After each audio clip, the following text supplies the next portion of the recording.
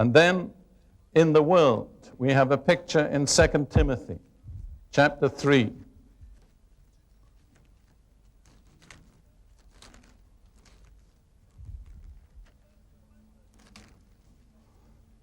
The first 5 verses, 2 Timothy 3, beginning at verse 1. But know this, in other words, be very certain of this fact,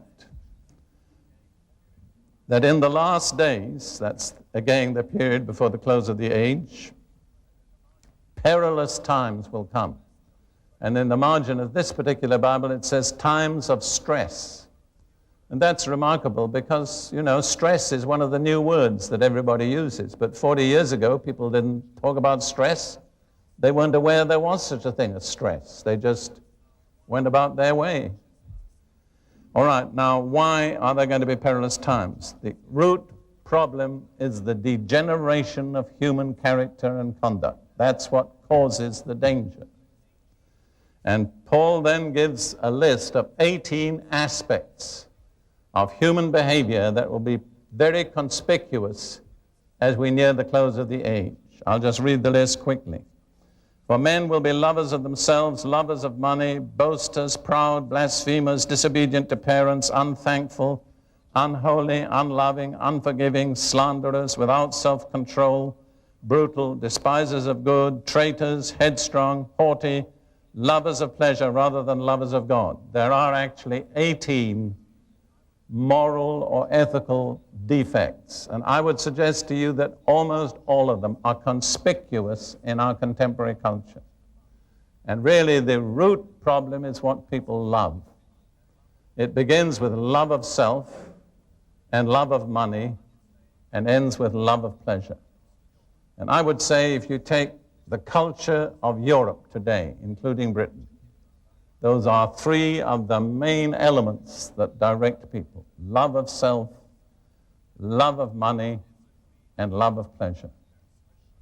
And in between are all these other characteristics. And then it says, in verse 5, having a form of godliness, but denying its power. So this is rather startling. You might think, well, all these people, the people of the world. But Paul says, no, they are professing godliness. Now, it is incredible to me that Paul would use the word godliness about any religion other than the true religion. So here are people professing to be Christians, but their characters are deteriorating. They haven't been changed by the truth of the gospel. So they profess faith, but deny the power that can change people.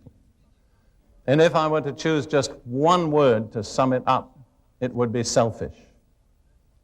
And I tell people many places, listen, you can be one of those people who never smoke, never drink, never indulge in drugs. But if you're selfish, if you're living for yourself, your life is a denial of the power of the gospel. You're no better. You're just a little more, maybe a little more careful. You avoid certain things that harm you. But the real distinguishing mark of true Christians in this age is unselfishness. And those who lack that mark make the claim but deny the power. And then Paul says, from such turn away. In other words, don't waste your time on them. And I think that's an important message to ministers of the gospel. Don't spend too much time on selfish, self-centered people. Because the more time you give to counseling them and praying with them, the more self-centered they become. Self is a prison. And every time you indulge it, you're strengthening the bars of that prison.